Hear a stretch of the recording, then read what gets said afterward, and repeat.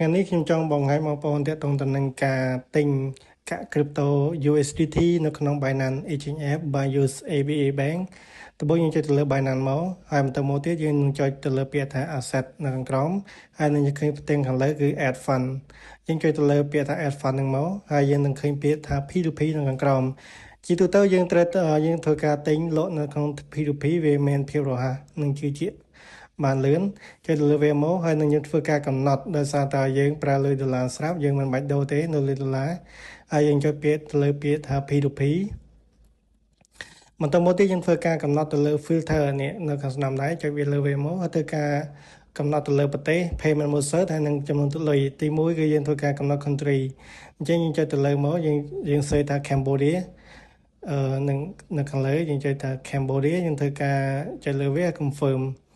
អូខេចំណុចទី2គឺទាក់ទងទៅនឹង payment method យើងធ្វើការជ្រើសរើសចុចទៅលើ all មកហើយសេពាក្យថា ABA ដោយសារតែខ្ញុំធ្លាប់មានហើយគឺវាបង្ហាញនៅទីនេះចុចមកហើយចុច confirm ហើយទី3ទាក់ទងទៅនឹងចំនួនដែលយើងចង់ទិញខ្ញុំចង់សាកល្បង$20ដោយសារតែជាការបង្ហាញមកបងតែប៉ុណ្ណោះហើយចុច confirm មកហើយ next step យើងនឹងធ្វើការកំណត់ហើយនឹង check ទៅលើ all the seller ទាំងអស់គឺវាមានច្រើននៅក្នុង Binance អញ្ចឹងយើង check មើលតើ seller មួយណាល្អហើយមាន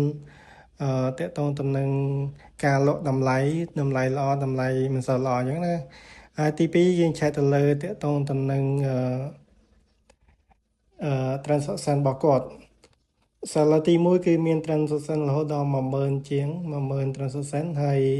rate របស់គេក៏ល្អដែរ 100% ហើយពិសេសនៃការ payment ក៏មាន ABA ដែរទី2គឺក៏ល្អដែរគាត់ online ដូចគ្នាហើយមាន transaction ក៏ច្រើនគួរសមហើយ payment method ក៏មាន ABA ដូចគ្នាដោយសារយើងបានកំណត់រួចរាល់អញ្ចឹងបន្តមកទៀតគឺយើង check ទៅលើទី1គឺយើង check ទៅលើតើគាត់ online ឬអត់ទី2យើង check ទៅលើតម្លៃគឺ1.004 សេនអញ្ចឹងតម្លៃហ្នឹងគឺគួរសមដែរវារឿងថ្លៃគួរសមអញ្ចឹងបន្ទាប់ពីយើង check តម្លៃរួចហើយគាត់ check មកថាគាត់ online ហើយយើងចុចតាពាក្យថា buy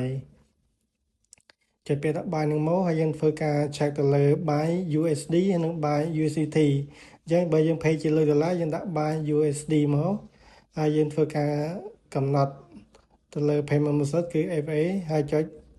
place order ជាការស្រេចអញ្ចឹង next step គឺយើងធ្វើការបង់លុយគេគឺជាការស្រេចដើម្បីគេ release កាក់ USDT មកឲ្យយើងសូមអរគុណ